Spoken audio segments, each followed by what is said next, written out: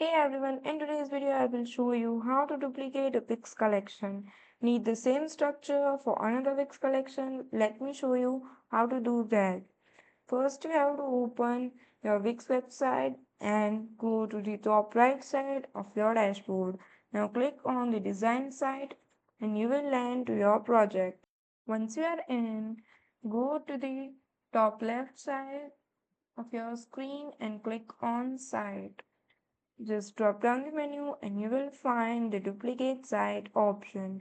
Once you click on that, a pop-up message will appear on the dashboard and you just have to click on duplicate and this will complete your duplication process, and after that you have successfully duplicated a Wix collection, perfect for using the same structure without redoing your setup. That's it for the video. Thank you for watching.